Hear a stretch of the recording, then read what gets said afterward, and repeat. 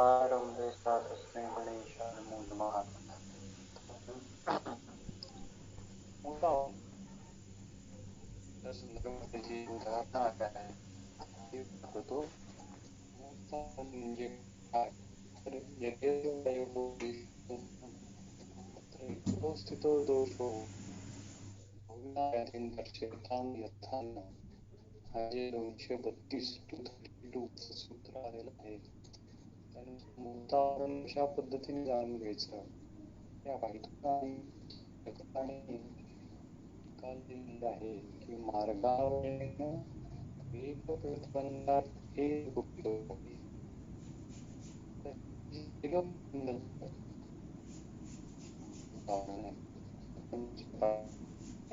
आपण त्याची दोन उदाहरणं पाहिली आणि श्रेष्ठ मारुवाची. तर त्याच्या पुढचं सूत्र क्रमांक 63 जे आहे रक्तावृतवाद, तर ते आपण वाचूयात.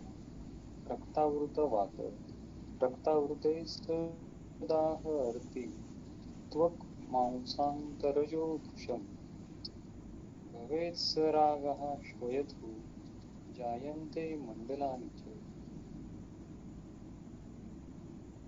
रक्तावृत वात असताना आता याचा अर्थ असा आहे की वायूचे जे जे म्हणून स्थानं आहेत किंवा वायूच्या वहनाचे जे जे म्हणून मार्ग आहेत त्या मार्गामध्ये आता वायूच्या वहनाला रक्ताच्या मॉलिक्युल्स कडून अवरोध उत्पन्न झालेला आहे आणि त्यातून रक्तावृत वाताची पॅथॉलॉजी निर्माण होते.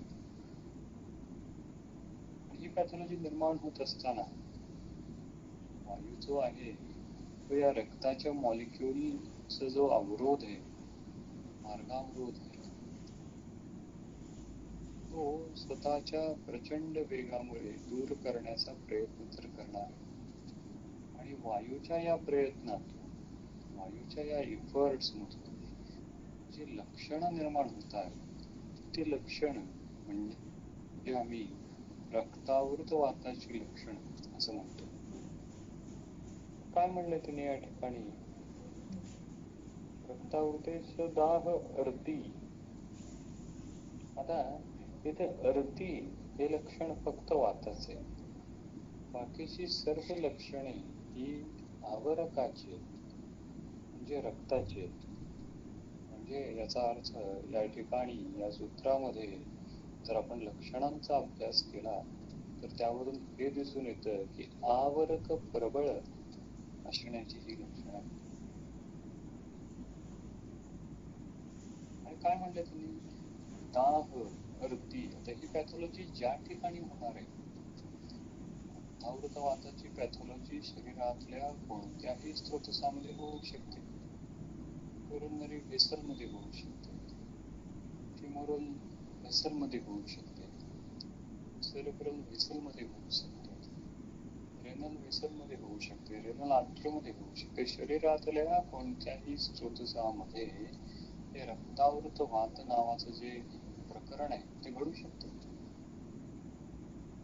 मग त्या ठिकाणचा तत्संबंधी जो अवयव आहे, तत्संबंधी जे स्थान आहे त्या स्थानामध्ये मग या लक्षणांची निर्मिती होऊ शकते. त्या स्थानामध्ये दाह होय, अर्ती होय, आणखीन काय होय? वृषमदाह, वृक्ष शब्द वापरला, तो मांसाहार येऊ शकतो. There is a वृषमदाह and वृषमर्थ. वृक्ष शब्द वापरला तो सिंपल आहे. दाह हा सिंपल असणार. म्हणजे बघा, दाह जरी म्हटलं तर आपण पित्ताचा अनुबंध आहे पण पित्तापेक्षा जेव्हा रक्ताचा अनुबंध येतो, अर्थात पित्ताचा अर्थ कळतो सुद्धा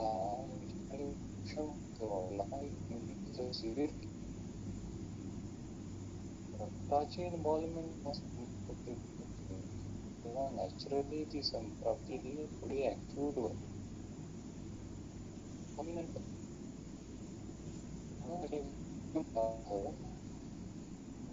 अर्थी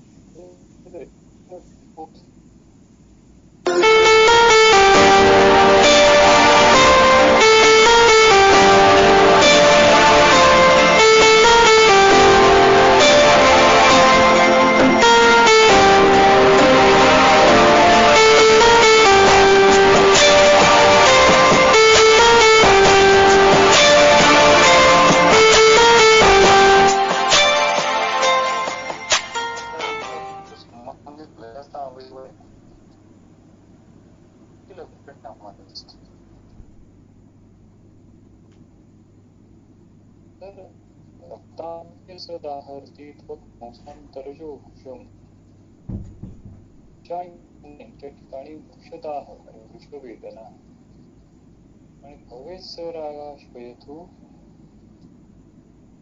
जायन्ते मंडनानि च अशा पद्धतीची लक्षणांची अभिव्यक्ती होती. पुढे मांसामृत वायूचं वर्णन पुढच्या सूत्रामध्ये आलेलं आहे.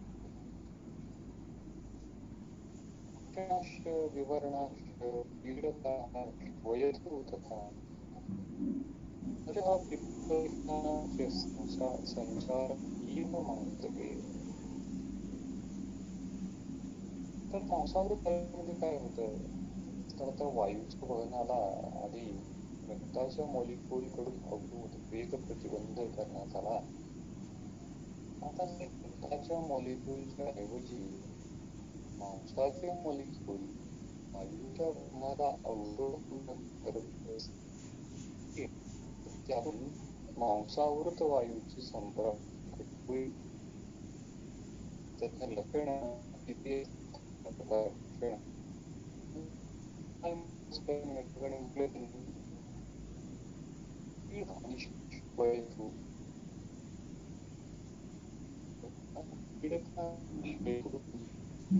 मांसावृत वायूमध्ये पण या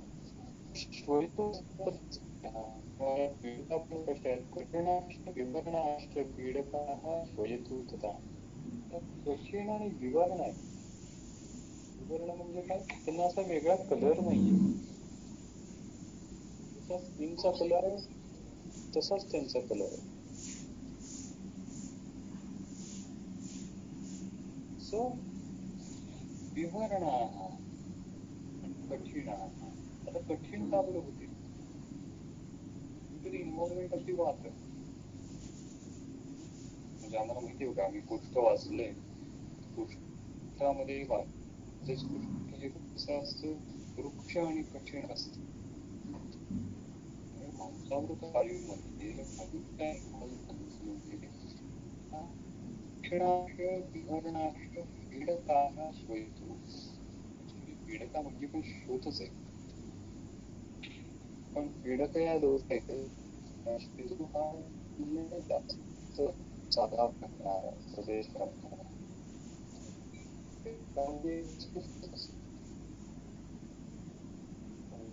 शोधते होतीये मांसावृत मध्ये की जो कठीण आहे आणि विवरण आहे. बरं, असं का बरं होतंय त्या ठिकाणी विषय की आता वायूच्या वहनाला ज्याने अवरोध केला, तो अवरोध केलेला जो घटक आहे म्हणजे मांसाचे मॉलिक्यूल आहेत या ठिकाणी. तर हे मांसाचे मॉलिक्यूल आपल्या वहन मार्गातून दूर करण्याचा वायू प्रयत्न करतात. वायू काय शांत बसणार आहे का? नाही बसणार आहे. वायूच्या वहनाला अवरोध तुम्ही केला तर वायू हा प्रचंड वेगाने वाहणारी, व्हेलॉसिटीने वाहणारी एंटिटी असल्यामुळे तो जो अवरोध आहे, अवरोध करणारे जे इन्ग्रेडियंट्स आहेत, ते जे मांसाचे मॉलिक्युल्स आहेत, तो वायू खेचून घेतो आणि ते दूर करण्याचा प्रयत्न करतो. आणि या दूर करण्याच्या प्रयत्नातून ते मांसाचे मॉलिक्यूल कुठेतरी दुसरीकडे जाऊन स्थान संशयित होतात. दुसरीकडे जाऊन त्यांचं पूरण होतं. आणि मग ज्या ठिकाणी त्यांचं पूरण होतं त्या ठिकाणी कठीणाश्य विवरणा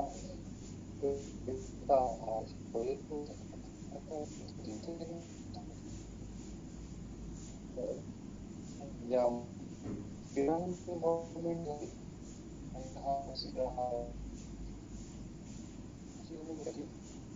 तर त्यामध्ये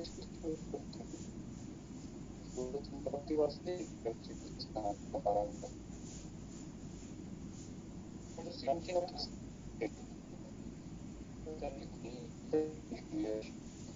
सुद्धा निर्मिती होऊ शकते.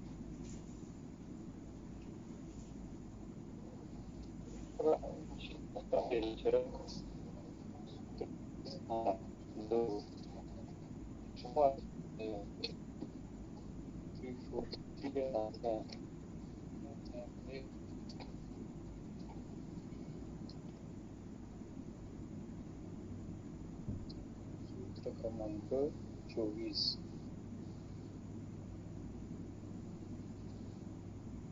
पान नंबर 107 यामध्ये पीडकांची व्याख्या केलेली आहे.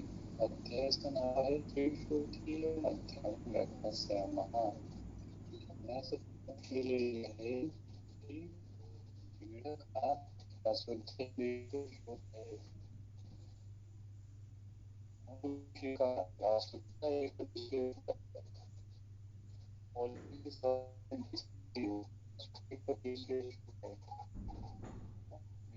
वेगळा पण आमच्याकडे सोयीची ट्रीटमेंट आहे का? आमच्याकडे थायरॉइड ट्रीटमेंट आहे का? आमच्याकडे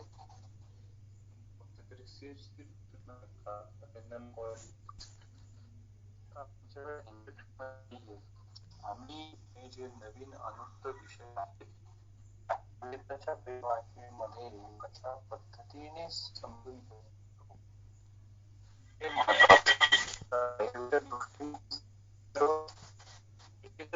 शोध. बघा, पीडकांची व्याख्या त्यांनी कशा पद्धतीने केली आहे. यस्य पित्तं प्रकुपितं त्वचे रक्ते अवतिष्ठते त्वचेष्ठिपाणि अवतिष्ठते आणि शोथं सरळं पीडकास्य आहे. अशा पद्धतीने त्वचेच्या ठिकाणी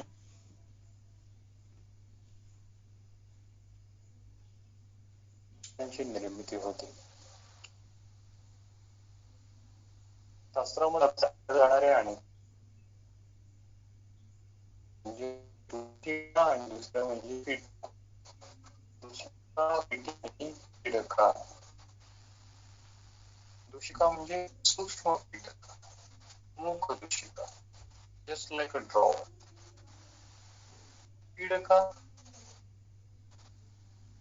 आणि पीडिका. असं पीडका पित्त जे आहेत ते दूषिकेपेक्षा मोठे असतात आणि पीडिका जी आहे ते पीडिकापेक्षा मोठे असतात. त्याचा बेस हा बळ असतो. पीडकाची तुलना नागरी भाषेमध्ये करायची असेल तर आपण सिव्हासियस सिसची करू शकतो. कारण सिव्हासियस सिस ज्या आहेत त्या मोस्टली सपुरेशन होत नाही, त्यांचं पाक होत नाही, त्या अपाकी असतात. पीडका असं शास्त्रामध्ये वर्णन आहे की पीडका सुद्धा अपाकी असतात. सिव्हासियस सिसचा मोठा असतो. तर पीडकाचा विषय करू शकतो आणि या पीडकांची निर्मितीमध्ये महत्वाची इम्पॉर्टंट असते. का असते? कारण की पीडकांचा जो बेस ब्रॉड झालेला आहे, व्याप्ती तुलनेने दूषित पीडिकेच्या जास्त बेस मोठा का मिळाला? कारण की त्यामध्ये मसाचे मॉलिक्युलची इन्व्हॉल्वमेंट आहे, म्हणून त्याचा बेस ब्रॉड आहे. आणि म्हणून अपत्त वायूमध्ये कठिणाक्ष विवरणाक्ष पीडका श्वयतु तथा. आणि खाली आणखीन एक वेगळं लक्षण सांगितलं. हर्ष हा पिप्पलिकानां संचार. हर्ष पिप्पलिकानां संचार. शरीरावर मुंग्या चालण्याप्रमाणे वाटणे. आपण शब्द वापरतो चिमचिमायन. शास्त्रामध्ये चिमचिमायन व पिपीलिका युव संचार यामध्ये थोडा फरक. चिमचिमाईंची वेळा स्पर्शक पलक बांधल्यावर होणारा वेदना जी असते चिमचिमाईंमध्ये भेटतात. पिपलिकेमध्ये दाह हा नसतो, पण पिपीलिका संचारामध्ये वेदना होत असते. हा थोडासा त्याचा फरक आहे. आता प्रश्न असा आहे की मांसावृत वायूमध्ये हर्षः पिपलिका इव संचारः अशा पद्धतीची लक्षणं असं काय बरं निर्माण होत असते. त्याकडे विचार करण्यासारखी गोष्ट आहे. हे वेगळं लक्षण आहे. आतापर्यंत रक्तावृत वातामध्ये तुम्ही नाही सांगितलं, मांसावृत वातामध्ये तुम्ही सांगता. तर आम्हाला माहिती आहे की मांसधातू जो आहे हा पृथ्वी आणि आप महाभूत प्रधान असा हा धातू आहे. आणि मांसधातूचं प्रधान कर्म जे आहे ते लेपन स्वरूपाचं आहे. लेपन म्हणजे काय? लेपन कशासाठी? तर लेपन हे आहे की अंडरलाईन जे ऑर्गन्स आहेत, जे प्रधान अवयव आहेत, त्या प्रधान अवयवांना प्रोटेक्ट करण्यासाठी लेपन करणं.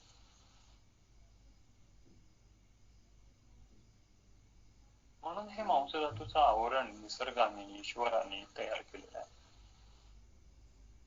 म्हणून मांसधातू हा शिरा स्नायूंच्या माध्यमातून अवयवाशी निबद्ध आहे, अवयवाशी कनेक्टेड आहे.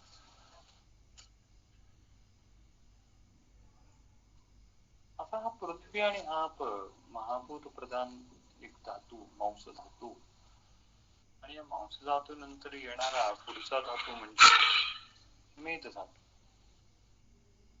मग जर आपण पंचभौतिक दृष्टिकोनातून विचार केला तर या मांसधातूमध्ये आणि या मेदधातूमध्ये पंचभौतिक संघटनाच्या दृष्टिकोनातून काही फरक आहे का?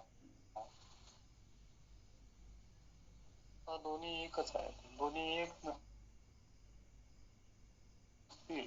कारण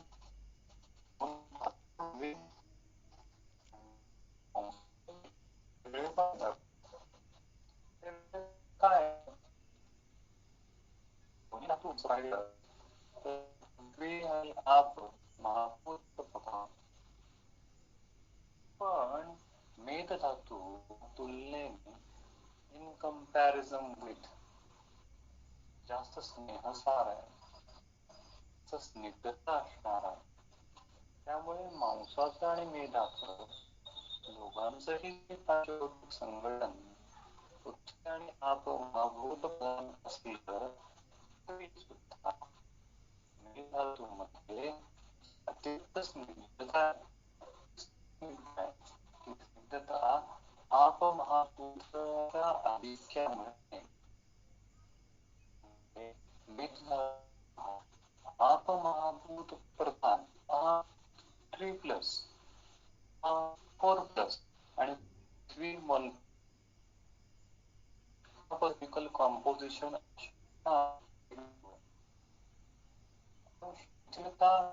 मेधातून निर्माण होते. प्रमेयामध्ये आणि कंपॅरिझन धातू आहे, पण मेदधातू इतका नाही असतो. त्यामुळे मांसामध्ये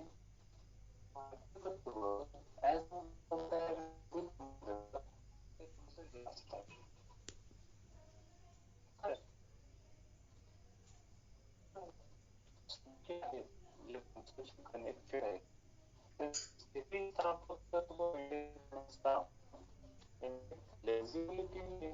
करण्याचं काम सुद्धा मांसातून करायचं आहे. मांसामध्ये पार्थक्य जास्त आहे.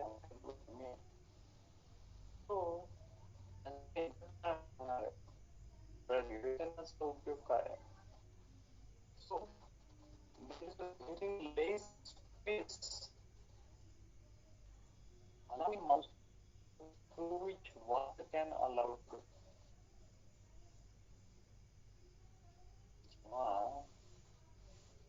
धातूमधून वायूचं होणार आहे किंवा कॉम्पॅक्ट असणार आहे. धातूमध्ये त्याच्यामध्ये असणाऱ्या पार्थित्वामुळे हा जास्त असतो. पण त्यातून जो वायू वाहणार आहे त्याच्या वहनाला स्पेस कमी मिळणार आहे, जागा कमी मिळणार आहे. त्यामुळे जेव्हा जेव्हा या वायूला मांसाकडून वेग प्रतिबंध केला जाणार आहे तेव्हा हा वायू काय करेल, मग काय करणार आहे? So now that Vayu will try to make space through this compact Mausa Dhatu, and which now giving rise to the symptom Harshaha Pippilikanam Sancharaha. मांस धातू मधून स्पेस तयार करण्याचा हा वायूचा प्रयत्न आहे. मांस धातू मधून जागा तयार करण्याचा, मांस धातू मधून गती तयार करण्याचा, मांस धातू मधून स्वतःची पुढे जाण्याची प्रोपेलिंग ऍक्शन तयार करण्याचा वायूचा एक इफर्ट आहे. या इफर्ट मध्ये, या इफर्ट मुळे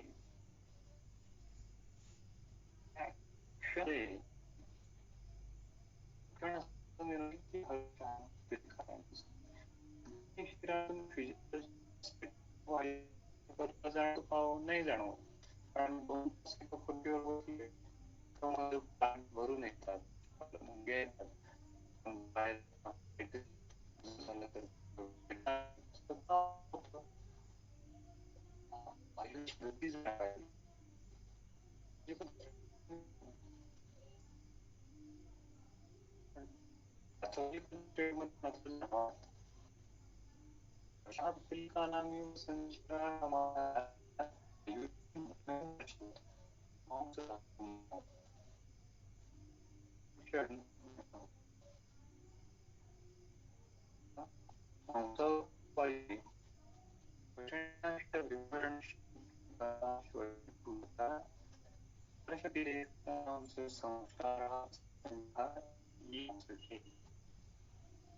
लक्षण निर्माण होतं. पुढे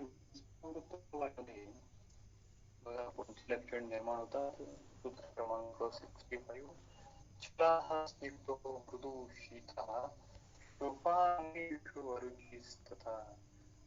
आड्यवात इति ज्ञेयः स कृष्यो वेदसावृत्तः. सो या वेदसावृत्त वायूमध्ये प्रधान लक्षण कोणतं आहे? शोभः. शोभ हे प्रधान लक्षण आहे. तो चल आहे, स्निग्ध आहे, मृदू आहे, शीत आहे, पण तो शोभः अंगेषु हे प्रधान लक्षण तयार होतं. आता हे पण थोडंसं अभ्यास करण्यासारखं आहे की मेधसावृत वायूमध्ये शोभ शब्द वापरला आहे आणि आधी रक्तावृत आणि मांसावृत वायूमध्ये श्वयथू श्वयथू जायन्ते असं म्हटलंय. रक्तावृत वायूमध्ये श्वयथू, मांसावृत वायूमध्ये श्वयथू आणि मेधसावृत वायूमध्ये मात्र या ठिकाणी शोभ. मग प्रश्न असा निर्माण होतो की श्वयथू आणि शोभ हे एकच आहेत का त्यामध्ये काही सूक्ष्म भेद आहे? आम्ही आतापर्यंत अशी कन्सेप्ट घेऊन चालतो की श्वयथू हा शोभाचा पर्याय आहे. खरंच तो पर्याय आहे का त्यामध्ये काही भेद आहे? हे थोडस आपल्याला चिंतनासाठी हा विषय आपण घेऊयात की श्वयथू आणि शोभ या टर्मिनॉलॉजी मध्ये खरंच काही भेद आहे का त्या दोन्ही एकच आहेत? आणि जर एक असतील तर या ठिकाणी शोध शब्द, शोभ शब्द हा मेधसावृत्त वातामध्ये का आला? आणि हा शोभ कशा पद्धतीचा आहे? अंगेषु शोभ हा कसा आहे? चला. हा मेधाचा स्वभाव हा त्यामध्ये आप्यत्व जास्त असल्यामुळे चल आहे. तो शिथिल धातू आहे त्यामुळे तो चल असणार. जनरली आपल्याकडे जे लायपोमाचे पेशंट येतात, लायपोमा पण कसा असतो? चल असतो आणि स्निग्ध. नॅचरली मेधाचा गुणधर्म हा स्निग्ध असणार आहे त्यामुळे शायनिंग अपीरियन्स ओव्हर दी शोफ अशा पद्धतीचे लक्षण या ठिकाणी निर्माण होणारे मृदू अपमहागुण प्रधान धातू, त्यामुळे तो मृदू असणारे, तो शीतळ असणारे वेदाच्या गुणधर्मामुळे आणि अंगेश शोफ हा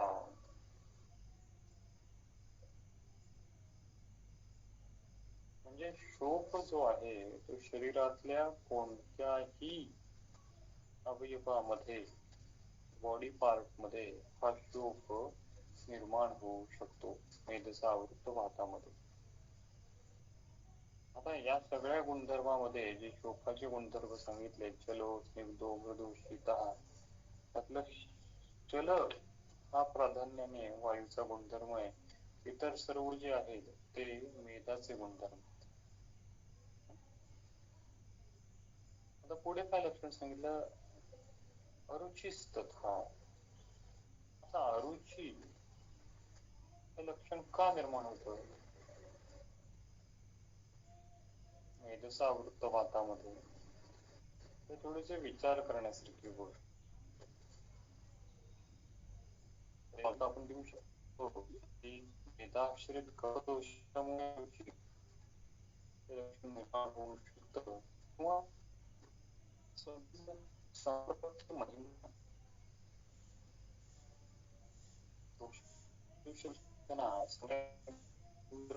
kind of symptomatology which are not attributed to the participating doshas. This is the samprapti mahima.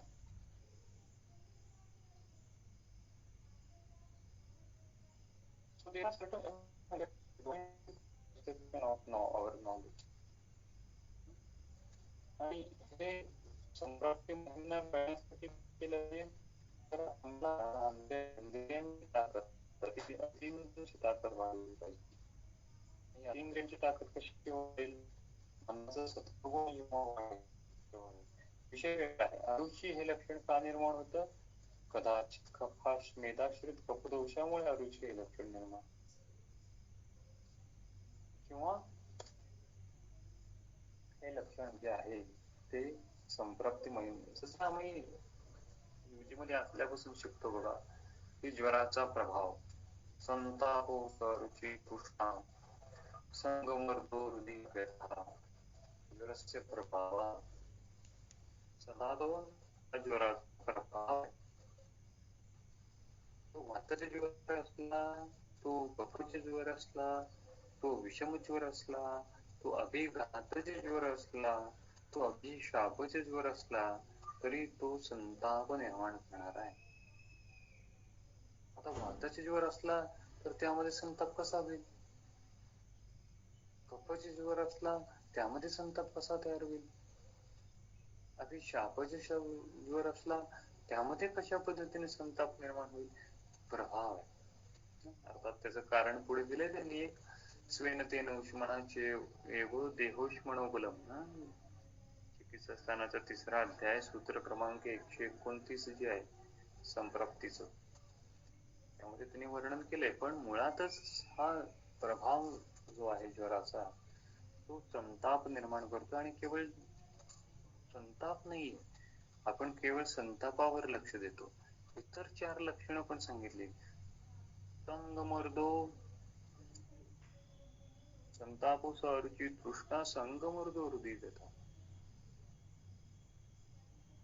अरुची, तृष्णा, संगमर्द आणि हृदय व्यथा. So संताप is the प्रधान प्रभाव and the secondary प्रभाव are these. त्याचा अर्थ काय, त्याचा अर्थ असा आहे की ज्वर कोणताही असला तर त्यामध्ये अरुची निर्माण होणार आहे, तृष्णा निर्माण होणार आहे, अंगमर्द निर्माण होणार आहे, हृदय व्यथा निर्माण होणार आहे. का, कारण की तो ज्वराचा प्रभाव आहे. irrespective of the doshic predominance, this kind of symptoms can seen in any kind of jvara. So irrespective of the site of this medasa avrutta vata, we can find the aruchi symptom here also. आणि ह्यालाच काय म्हणतात मेदसा वृत्तवाताला, आढ्यवात इति ज्ञेय. आढ्यवात, आढ्य means rich. त्यामुळे it indicate the संतर्पणजन्य stage. जे संतर्पणजन्य हेतू आहेत त्या संतर्पणजन्य हेतूमुळे मोस्टली हे आढ्यवातासारखं किंवा मेधजावृत वातासारखं लक्षण दिसतं. तर ह्यालाच आढ्यवात असं त्यांनी नाव दिलेलं आहे. पुढे अस्थ्यावृत वायूचं वर्णन केलेलं आहे. स्पर्शम अस्थानावृते तु उष्णम पीडनं च अविन्दति संवचते सीदति च शुचिभिरीव तुद्यते. काय म्हणले त्यांनी अस्थ्यावृत वायूमध्ये? आता बघा या ठिकाणी अस्थीचा व वायूचा यांचा आश्रय संबंध आहे. त्यामुळे हे जी संप्राप्ती आहे, हे जे पिक्चर आहे ते अजून कॉम्प्लिकेटेड झालेलं आहे. कारण आता या संप्राप्तीमध्ये वात डॉमिनन्स आहे. म्हणून काय सांगतात ते? स्पर्शम अस्थानावृते तु उष्णम, उष्ण स्पर्श. उष्ण स्पर्श सार्वदेहिक असणार आहे का? तर सार्वदेहिक उष्ण स्पर्श नाही, तर जे साइट ऑफ आवरण आहे ते साइट ऑफ आवरण हे आमच्या स्पर्शाला उष्ण लागतं. का लागतं? तर रिलेटिव्हली टेम्परेचर वाढतं. आता उष्ण हा तसं पाहायला गेला तर वायूचा गुणधर्म नाहीये, तो अस्थीचाही गुणधर्म नाही. तरी पण त्या अस्थीच्या ठिकाणी, त्या अस्थ्यावृत वाताच्या संप्राप्तीच्या ठिकाणी आम्हाला उष्ण स्पर्श लागतो. Still it is a diagnostic sign. उष्ण स्पर्श हे थोडं इंटरेस्टिंग आहे की अस्थीचाही गुणधर्म उष्ण नाहीये, वाताचाही गुणधर्म उष्ण नाहीये, मात्र त्यातनं निर्माण होणाऱ्या पॅथॉलॉजीचं पहिले लक्षण तुम्ही काय सांगितलंय? उष्ण स्पर्शम.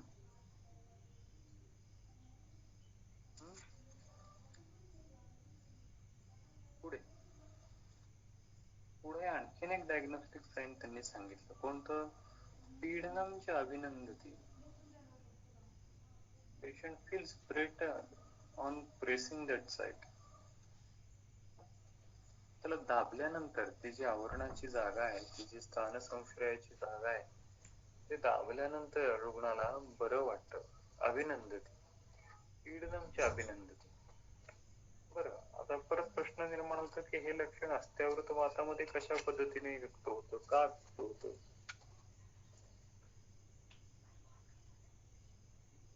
तर आता इथं थोडस जाणून घेण्यासारखी गोष्ट आहे की वायू ज्याच्या आश्रयाने राहतो तो अस्थि धातू आता आवरक आहे. त्यामुळे वायूच्या गमनाला, वायूच्या मुवमेंटला, वायूच्या पुढे जाण्याच्या गतीला आता फार लिमिटेड स्कोप आहे. अशा वेळी जर आपण वरून प्रेस केलं ती जागा, आवरणाची जागा, आवरणाच्या जागेमध्ये केवळ अस्थि नाहीये, त्या आवरणाच्या जागेमध्ये अस्थीच्या संबंधात मांस आहे, स्नायू आहे, शिरा आहेत, इतर अस्थि संबंध अवयव पण आहेत, धातू घटक पण आहेत. म्हणून ती आवरणाची जागा जेव्हा आपण दाबतो तेव्हा वायूच्या प्रसरणशील स्वभावामुळे वायूच्या वहनाला थोडासा आणखीन अवकाश मिळतो. आणि हा वायूला अवकाश मिळाला की आवरण हे तेवढ्या पुरतं कमी झाल्यासारखं वाटतं आणि रुग्णाला त्या क्षणी बरं वाटतं. म्हणून या ठिकाणी वर्णन केलंय पीडनम च अभिनंदती. पुढे मज्जावृत वायू काय म्हणले त्यांनी? संभजते सीदती च शुचिभिर इव तुद्यते मज्जावृते विना स्याज्जृंभणं परिवेष्टनम्.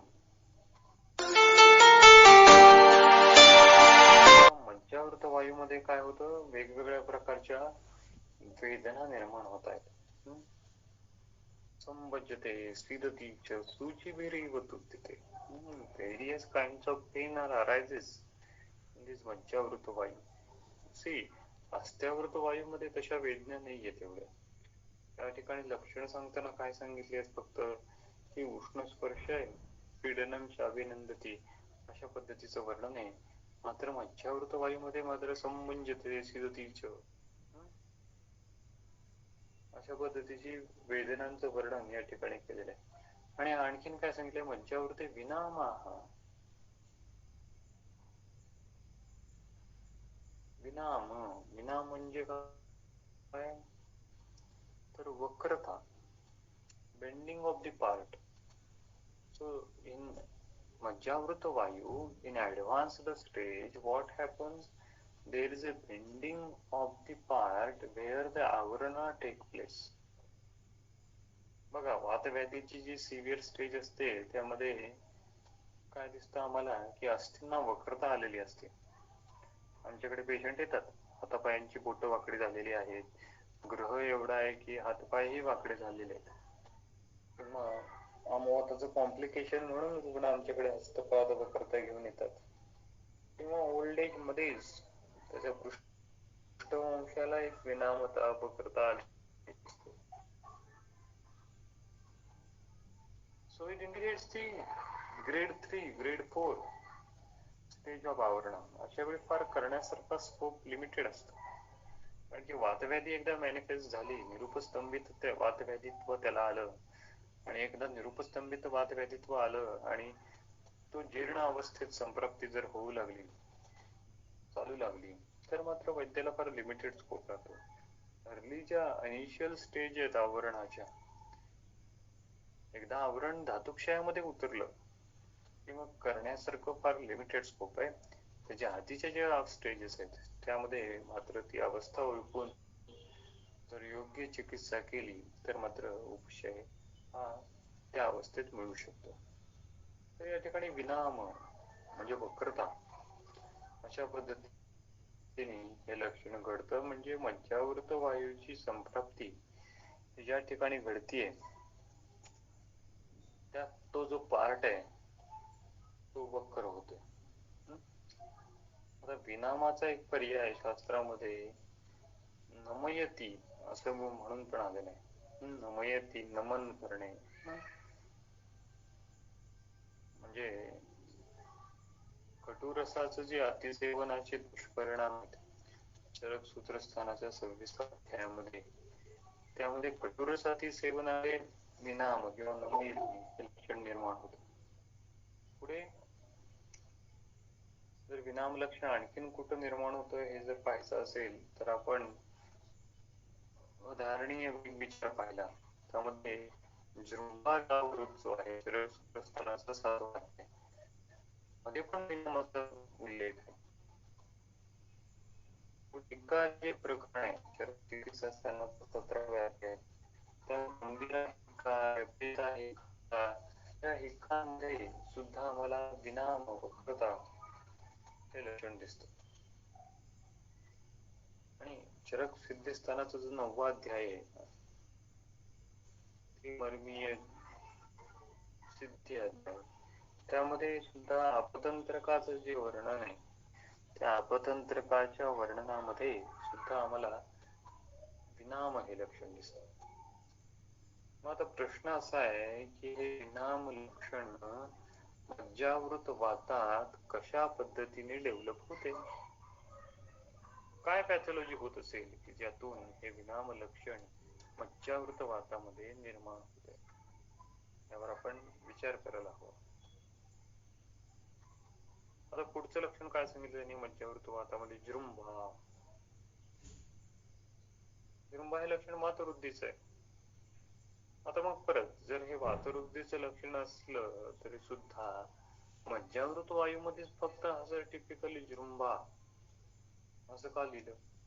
म्हणजे बऱ्याचदा रुग्ण तक्रार करून येतात, मला खूप जांभा येतात, मला खूप जांभा येतात. आपण एक करतात परीक्षेच्या काळातला हा तात्कालिक आजार असतो, पण इतर वेळच्या वेळी जर पाहायला गेलं तर काही रुग्णांमध्ये हे लक्षण आम्हाला दिसतात. त्याबरोबर आपण जाणीवपूर्वक या लक्षणांबरोबर मज्जा दृष्टीची लक्षणं दिसत आहेत का, जर स्थानिक तत्कालीन जागरणासारखं काही हेतू नसेल तर त्याबरोबर मज्जा दृष्टीचे हेतू आम्हाला सापडतात का हे आम्ही पाहिलं पाहिजे. कारण मज्जावृत वातामध्ये जृंभा हे लक्षण सांगितलेलं आहे. आणि यामध्ये आणखीन एक थोडस इंटरेस्टिंग एक विषय आहे की जृंबा हे लक्षण वातवृद्धीचं आहे, नो डाऊट. पण शास्त्रामध्ये जनरली जृंभा बरोबर विनाम हे लक्षण पॅरलल दिसते. जिथे जिथे जृंभा आहे तिथे तिथे विनाम हे जनरली दिसत. हे पण थोडस विचार करण्यासारखं आहे की जृंभा आणि विनामाची जोडी आम्हाला दिसते. ऍक्च्युली अरुण दत्तांनी झुंबेची व्याख्या केलेली आहे भागवत सूत्रस्थानामध्ये की जृंभा मुख विकासो गात्र विनामः. झुंबेच्या व्याख्यामध्येच विनाम विकास विकास म्हणजे मोठं होणे, तोंड आव असणे. त्यावेळी काय होते, तेवढं तोंड आव असते का नाही, गात्र विनाम बॉडी आहे तिचं विनाम होत, नमन होत आणि तोंडाने मात्र तोंडाचा आवाज असतो. त्याची फिनॉमिना आहे. हा जो जी प्रोसेस आहे त्याला जृंबा असं नाव दिलेलं आहे. आणि हे जृंबेची जी कार्यमीमांसा आहे ती वेगवेगळ्या पद्धतीने आहे. म्हणजे आपण आताच पाहिलं की निद्रा वेगावरोधामध्ये जृंबा येते किंवा शिरोभिगावृतामध्ये जृंबा आहे, ज्वराच्या पूर्वरूपामध्ये जृंबा आहे. पण एक कॉमन थिंग यातली अशी आहे की मज्जा दृष्टीची जे म्हणून संप्राप्ती आहे त्या मज्जा दृष्टीच्या संप्राप्तीमध्ये जृंबा हे लक्षण आम्हाला दिसते. पुढचं लक्षण त्यांनी या ठिकाणी सांगितलंय, मज्जावृते विनामः स जृंबणम परिवेष्टनम. परिवेष्टनम परिवेष्टनम म्हणजे काय, बांधून ठेवल्यासारखे वाटत. मूळ शब्द वेष्टन आहे, त्याला परी हा उपसर्ग लागला, परिवेष्टनम. त्यामुळे जे अवयवाला एखादी गाठ आहे आणि ती गाठ बांधल्यानंतर जशा वेदना होतात तशा पद्धतीची, मला ग्रथनम असं पण एक शब्द आहे, शेवटी ग्रंथीची पण व्याख्या कशा पद्धतीने, ग्रथनाद ग्रंथी, काहीतरी बांधून ठेवतो आपण, बांधून ठेवल्यानंतर जे त्याला स्वरूप प्राप्त होतं, वृक्षांचा संघात आम्ही एकत्र बांधून ठेवतो म्हणून त्याला ग्रंथी म्हणतात. परिवेष्टन बांधून ठेवल्यासारखं वाटतं, हे लक्षण मज्जावृत वातामध्ये दिसतं. आणखीन कोणतं लक्षण दिसतं, पाणिभ्याम विद्यमाने लभते सुखम. बघा, पाणिभ्याम विद्यमाने लभते सुखम. तिथं हातांनी दाबल्यावर बरं वाटतं, सुखकारक वाटतं असं लक्षण दिलंय. पाणिभ्याम. अत्यावृत वातामध्ये काय लक्षण होतं, पीडनम अभिनंदन्ति. या ठिकाणी स्पेसिफिक सांगितलं, पाणिभ्याम, हातांनी पीडन केलं तर सुख मिळतं, वेदना मिळतात असे म्हटलेलं आहे. जनरली आपल्या घरी जे ओल्ड एज पेशंट असतील, आजोबा वर्गीय, तर त्या आजोबा वर्गीयांचं हे एक लक्षण असतं बघा, जरा पाठ दाबून दे रे नातवाकडून, पाय दाबून दे रे, कंबर दाबून दे रे. हे का, हे कशामुळे निर्माण होतं, ओल्ड एज ऍक्च्युअली स्टार्ट दी मज्जावृत वातत्व. त्यामुळे त्या ठिकाणी विनाम हे लक्षण तयार होतं, पाणिभ्याम विद्यमाने लभते सुखम हे लक्षण तयार होतं. त्याचा आपण विचार त्या पद्धतीने केला पाहिजे. पुढे आहे शुक्रावृत वात. त्यामध्ये काय म्हटलं त्यांनी, शुक्रवेगो अतिवेगो वा निष्फलत्वं च शुक्रगे. ही जी सगळे लक्षण आहेत ती आवर्काची आहेत, शुक्राची आहेत. शुक्र अवेगो, अवेग, अवेग म्हणजे काय, there is a partial ejaculation or no ejaculation. वेग हा शब्द हा इजॅक्युलेशनच्या संदर्भात या ठिकाणी आहे. आणि अवेगो अतिवेगो किंवा काय, निष्फलत्वम. निष्फलत्वम, निष्फलत्वम फल काय असणार आहे, निष्फलत्व म्हणजे काय असणार आहे की त्यातून प्रोजिनी निर्माण होत नाहीये. म्हणजे ही शुक्र दृष्टी आहे, ही स्पर्मची दृष्टी आहे. म्हणजे आम्ही आजच्या परिभाषेमध्ये ऑलिगोझोस्पर्मियाची नावाची कंडिशन जी आहे, की ऑलिगोझोस्पर्मिया ही काय आहे? हे निष्फलत्व आहे. शुक्र आहे पण ते निष्फळ आहे. हे लक्षण शुक्रावृत वातात तयार होत आहे. तर आम्ही अझोस्पर्मियाचा, ऑलिगोझोस्पर्मियाचा विचार या शुक्रावृत वातासारख्या कंडिशन मध्ये करू शकतो. ऑलिगोझोस्पर्मियाची एक बेसिक कंडिशन जी आहे ते आम्हाला चरक चिकित्सा स्थानाच्या 30व्या अध्यायात सापडते, ते म्हणजे क्षीण शुक्राची. तर पण केवळ तेवढीच पॅथॉलॉजी प्रत्येक वेळी घडते असे नाही, काही वेळी असं आवृतत्वही घडू शकतं, त्यातून निष्फलत्व निर्माण होऊ शकतं. पुढे अन्नावृत वाताचं वर्णन त्यांनी केलेलं आहे. भुक्ते कुक्षोच रुक् जीर्णे शम्यती अन्नावृते अनिले. बघा, आता अन्न प्रवेश करणं हे वायूचं, प्राणवायूचं करणं. त्यामुळे अन्नातला प्राणवायूचा अवरोध, अन्नाद्वारे प्राणवायूच्या वहन मार्गाला अवरोध निर्माण होऊ शकतो आणि त्यातून अन्नावृत वात अशी कंडिशन निर्माण होते. त्यामध्ये लक्षण काय सांगितलं? भुक्ते कुक्षो रुक्. सिंपल आहे, वाचल्यानंतर आम्हाला कळलं. भुक्ते कुक्षो रुक्,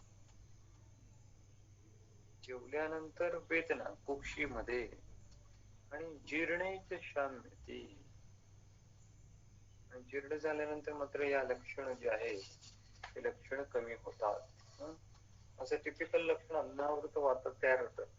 अशाच पद्धतीचे लक्षण आणखीन एका व्याधीमध्ये जो माधव निदानकारकांनी वर्णन केलंय, परिणामशूल, अशाच पद्धतीचे लक्षण होतं. भुक्ते कुक्षो रुक्, जीर्णेचे शाम्यती.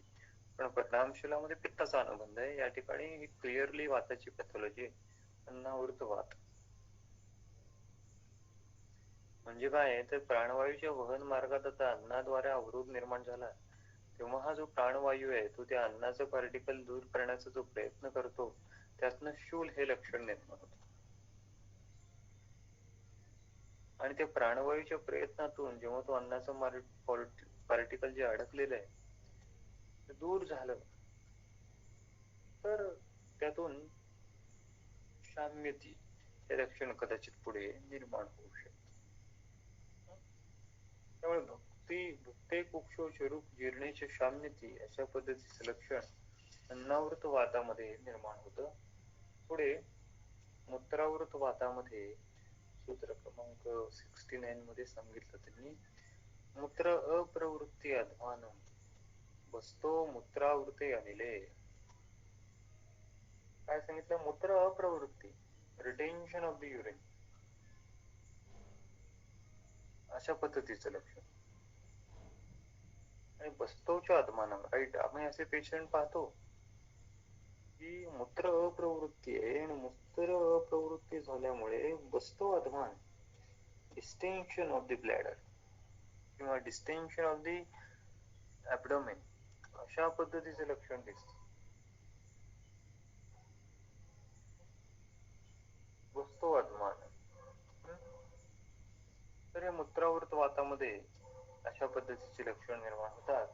पुढे पुरुषावृत्त वातामध्ये बघा, वर्चसो अतिबिबंधो अधाः स्वे स्थाने परिकृन्तन्ति व्रजति आशु जरां स्नेहो भुक्ते च आनय्यते नरः.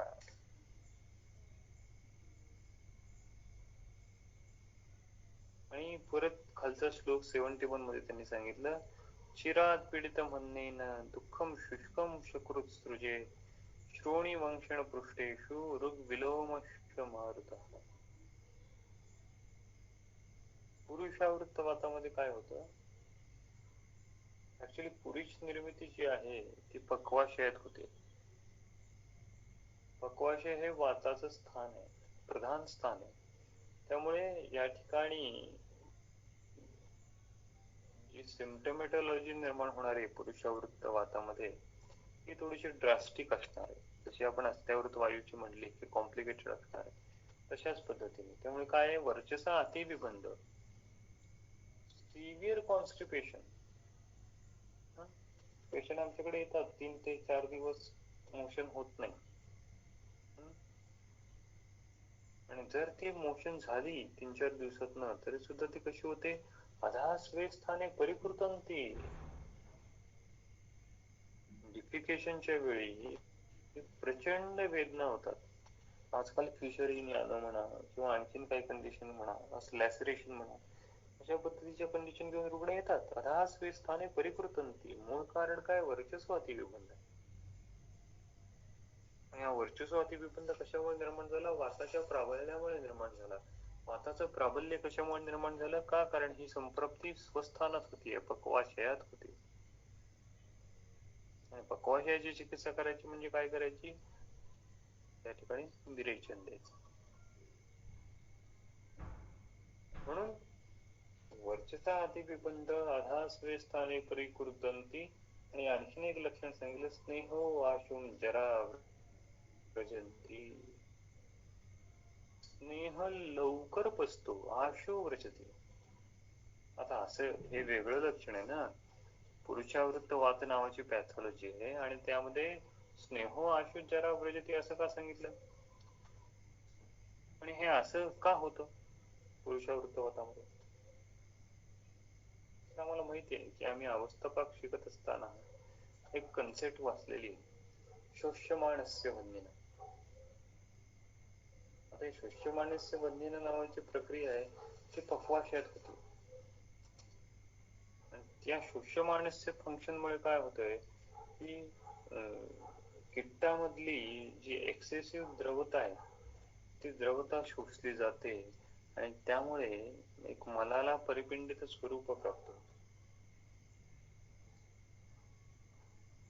शरीरामध्ये पुरुष स्थान जे आहे ते अग्निस्थानाला ऍडजेसंट आहे. आता या ठिकाणी समान वायू आपलं काम करत आहे. आता पुरुषाने अपानाला जर आवृत्त केली असेल तर अपानाची प्रवृत्तीच होत नाही,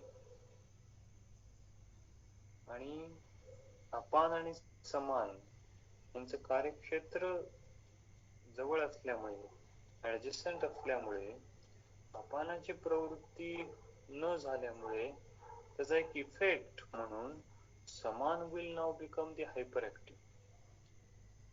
तो जास्त अग्नीचे संदूषण करतोय. आता हे संदूषण प्राकृत आहे का, तर हे संदूषण प्राकृत नाही, हे विकृत लक्षण आहे. तर स्नेहो आशुम जरा व्रजती म्हणजे बघा, पेशंट म्हणतो बरं का, म्हणजे प्रॅक्टिकली पेशंटला मोशन असम्यक होते, रोज मोशन होत नाही, पण भूक लागते का विचारले तर भूक लागते. जेवण तर जेवतोय, भूक तर लागते, डाएट तर आहे, पण वर्चसो अतिविबंध. अशा पद्धतीचे एक विचित्र पॅथॉलॉजी शरीरामध्ये घडते. आवरणाच्या परिभाषेमध्ये सांगायचं जर अमूर्त आवरणाच्या, तर हे काय, हे अपानावृत्त समान आहे. अपानाचा परिणाम आता समान क्षेत्रावर झाला आणि त्यामुळे स्नेहो आशुम जरा व्रजती अशा पद्धतीचं लक्षण निर्माण झालं. पुढे त्यांनी सांगितलं, भुक्तेच्या अनय्यते. पुरुषावृत्त वातामध्येच हे लक्षण, हल्ल्यानंतर अनाह निर्माण होतो. अनाह इज टिपिकल वात वेदना. म्हणजे तिचं वर्णन वाग्भटाने केले, स आटोपम अति उग्र रुचा उदरे भ्रूषम आत्मान. So there is acute pain with flatulence. अशा पद्धतीची कंडिशन निर्माण होते. आणि चिरात, रुग्णाला शौचाच जो आहे तो नेहमीपेक्षा जास्त वेळ लागतो. चिरात अशा पद्धतीचे लक्षण त्याने वर्णन केलेलं आहे. अन्येन पीडिताः, अन्नाचं प्रेशर आलं की मलप्रवृत्ती होते, असं एक वेगळं लक्षण या ठिकाणी दिलं आहे. अन्नेन पीडित. आता ग्रहणीमध्ये सुद्धा अशाच पद्धतीचं एक लक्षण दिसतंय बघा, संचयात उपवेशते.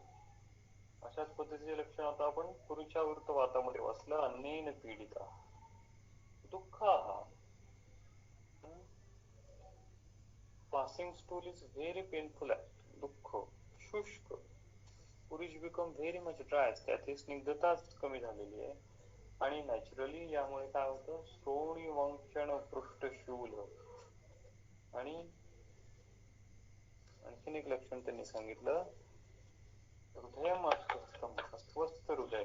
अशा पद्धती अस्वस्थ हृदयम चैव वर्चसाचो आवृत्त्याने. अस्वस्थ हृदय म्हणजे त्याचा शब्दाचा अर्थ आहे की हृदय अस्वस्थ होणे म्हणजे काय, तर रेस्टलेस होणे, अनकम्फर्टेबल फिलिंग. परती जे आपण म्हणतो ना, त्याचा अर्थ अस्वस्थ हृदय असा आहे आणि ते पुरुषावृत्त वातामध्ये निर्माण होतं. यातूनच पुढे मग उदावृत्ताची निर्मिती होतीये. आणि आजकाल जे आपण पेशंट पाहतोय, सो कॉल्ड हृदरोग असेल, इजेक्शन फ्रॅक्शन कमी झालेला आहे, मायोकार्डियल वॉल हे इन्फ्रा झालेली आहे, अशा पद्धतीची पॅथॉलॉजी घडून येते पुढे. उदावर्तजन्य हृदरोगाचं प्रमाण आजकालच्या हृदरोगाच्या केसेस मध्ये जास्त प्रमाणात पाहायला मिळतं. म्हणजे आम्ही आमच्याकडे येणारे हृदरोगाचे जे रोगी आहेत, म्हणजे कन्व्हेन्शनल डायग्नोसिस त्यांचं कंजेस्टिव्ह कार्डियक फेल्युअर असेल, म्हणजे post MI, post anterior wall MI असेल किंवा पोस्टेरियर वॉल एमआय असेल, इंटेरियर वॉल एमआय असेल, भले त्याचं diagnosis crescendo ischemic heart disease अशा पद्धतीने केला असेल, पण मी ती परिभाषा माझ्या शास्त्रामध्ये कुठं बसवू शकतो, हे मी थोडस निदान माझ्या पद्धतीने केलं पाहिजे. कारण की मग सबगोडी 12% सगळ्यांना एकच चिकित्सा असं होत नाही. ती संप्राप्ती कुठेतरी आपल्या परिभाषेमध्ये आपण बसवली पाहिजे. अस्वस्थ हृदय, रेस्टलेस, अशा पद्धतीचे लक्षण पुरुषावृत्त वातामध्ये निर्माण होतं. तर हे आपण अमूर्त आवरणाची जी चरकोक्त उदाहरणे आहेत, मूर्त आवरणाची, ती आपण आता पाहिली. आता ह्याच्या चिकित्सेचा जो पार्ट आहे, तो चिकित्सा, मूर्त आवरणाची चिकित्सा, तो पार्ट, त्याच्या पुढे उरलेला जो वातव्याधी चिकित्सेचा पार्ट आहे, तो पण